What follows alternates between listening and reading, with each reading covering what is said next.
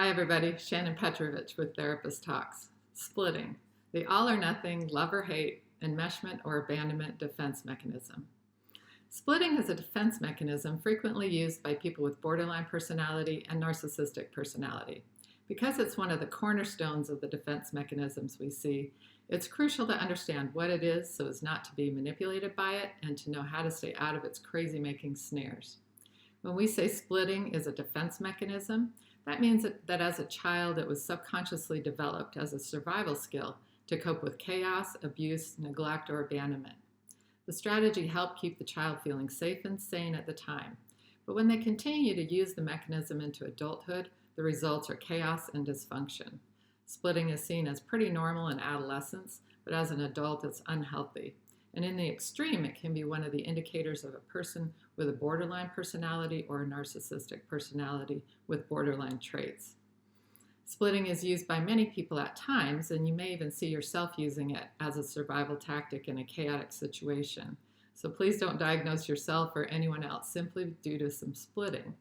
But just realize this isn't healthy. Recognize it when it's coming at you from someone else, and keep yourself safe and sane in healthier ways. So while it's true that virtually all people with NPD or BPD will engage in splitting, not all people who engage in splitting are NPD or BPD. Splitting is often called black and white or all or nothing thinking. In a nutshell, it's the inability to see and manage all of the positive and negative qualities of yourself, of others, and even of life or the world, and instead to split them into all good or all bad, you're amazing or you're garbage. They are always grandiose or they're garbage, and things are always or never happening to me. The I love you, I hate you, or if we're not completely enmeshed, then you're abandoning me. Splitting destroys relationships and leads to intense emotions, mood swings, and even self-destructive behaviors. A person who splits typically frames themselves, others, and what's happening around them into absolutes with no middle ground. In the borderline personality disorder, we see splitting continuously. In fact, one of the primary diagnostic criteria for BPD is really a description of splitting, and it's, quote, a pattern of unstable and intense interpersonal relationships characterized by alternating between extreme of idealization and devaluation. The primary driving force inside someone with BPD is an intense fear of abandonment. They will often use splitting as a coping defense mechanism to avoid feeling rejection or abandonment.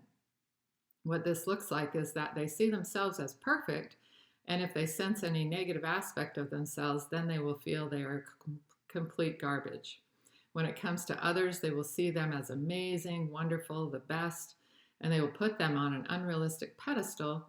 And then if they disappoint them in any way or they look like they might abandon them, then that person is complete garbage, the worst, the most terrible, evil, awful person they've ever met. You see, it's easier to tell themselves the other person is bad or wrong or terrible rather than feel rejected or abandoned. When it comes to experiences, they have the same wild swings and will over-idealize any experience or job or boss or school. And then if anything doesn't go the way they want or need or expect, or they're reprimanded at work or don't get the grade they want at school, they'll degrade and bitterly complain about that experience, that job, that boss, or school.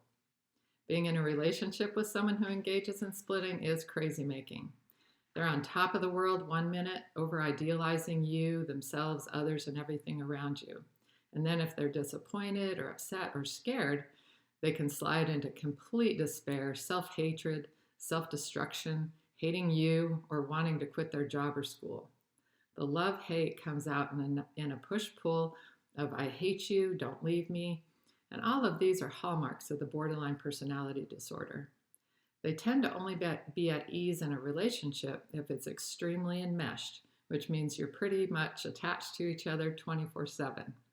If the other person wants any space, they feel abandoned and will fall apart and demand full enmeshment and an apology for the abandonment before they can calm down.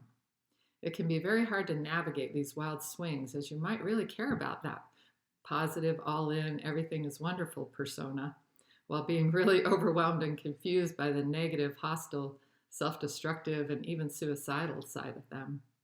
They can attack you 1 minute and then shift back into the I need you, don't leave me. It's the defense mechanism of splitting that creates this drama. The inability of the person with BPD to recognize and hold space for themselves and others to be human, fallible, imperfect, or to realize that others have their own needs and wants, and they might conflict with the borderline, and that doesn't end in abandonment. Their relationships tend to be riddled with intense breakups and just as intense reenmeshments. Splitting amplifies every emotion and has a self-reinforcing quality, as that often creates their own abandonment by being so reactive and insisting on such extreme enmeshment in their relationships. They really struggle to talk things through without their terror of abandonment flaring up, which causes them to completely throw away the relationship.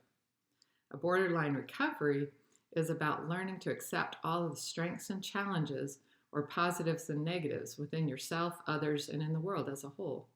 When someone can stop themselves from falling into the all or nothing, all good, all bad, I love you, I hate you, come here, go away, then they can hold space for themselves, others, and the world to be their whole authentic selves. Narcissists also are very prone to splitting. Narcissists use splitting to attempt to stabilize their empty sense of self by seeing themselves as purely upright, perfect, admirable, amazing, the best. In the rare times they are not idealizing themselves, they will crash into narcissistic collapse and feel they are garbage. Whereas this happens frequently in the person with BPD, it's infrequent and much more catastrophic in someone with NPD. When collapse does happen to the NPD, it's severe, can result in rage and violence or suicidal ideation or even action. Check out the video on Narcissistic Collapse if you want to know about that. The narcissist sees others who do what they want and who adore them to the degree they want as wonderful, smart, hot, the best. But if they don't conform to their will, they are then stupid, wrong, weak, ugly, and the most terrible person they've ever met.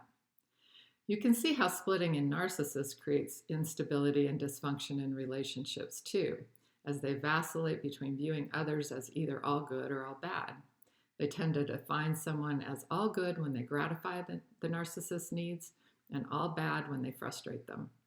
Those who've been in relationship with a narcissist know this experience all too well. You're idealized one minute and devalued or discarded the next. The wild swings look like mood swings, and narcissists can sometimes be mistaken as bipolar, and some are both, but mostly the narcissist is showing splitting behavior in these all good, all bad projections. They also tend to think of things in always and nevers. You will see them project these extremes onto others and how they harshly judge and condemn when things don't go their way. They will furiously accuse you of always doing the things that they don't want you to do and never doing the things that they want from you. These accusations are very disarming and degrading. They can be some of the underpinnings of the trauma bonding, as they give you the clear message that you have to be perfect or you're garbage to them. Their intensity during any conflict and their demands that you do it all to their standard or suffer another berating makes you feel completely devalued and lets you know that if you don't work harder to please them at all times, you are in the garbage category. The therapeutic process with someone with splitting behavior is often greatly impeded because the therapist will at points be seen as all good or all bad. When the therapist challenges the client who splits, the client will devalue the therapist rather than accept the feedback. Then when they feel the therapist is supporting them, they will switch to idealizing the therapist. Some therapists are drawn into this snare and enable the client to stay sick. To be effective, the therapist has to establish and maintain solid boundaries and consistency throughout the sessions. They have to confront when the person is idealizing them so as not to be put on a pedestal, and then hold space for them to be angry at and rejecting when they want to devalue and discard the therapeutic relationship. If the client can stay engaged without being allowed to be enmeshed, they may be able to see themselves and others in the holistic and authentic realities of imperfection and humanness, and the therapist may be able to help them learn to work things through rather than devalue and discard themselves and others. They can gradually help them stop the swings from grandiose to self and their hatred and enmeshment and abandonment. The most effective treatment strategies have been dialectical behavioral therapy, or DBT, and cognitive behavioral therapy, or CBT. Splitting is seeing things in the extremes of all or nothing, always or never, love and hate, enmeshment or abandonment, idealization and devaluation. When you're in a relationship with someone who splits, it's crazy making. And since it's one of the relatively primitive defensive mechanisms, it makes staying in relationship very challenging. If you do this, get serious help and look for DBT and CBT. If you're in relationship with someone who does this, make sure they are working on it. If they're not taking ownership and seriously working on this, you've got to save yourself and your sanity by getting out. If you've appreciated this video, please subscribe and leave a comment or suggestion for a future topic below. Take good care of yourselves and create a happy and healthy day.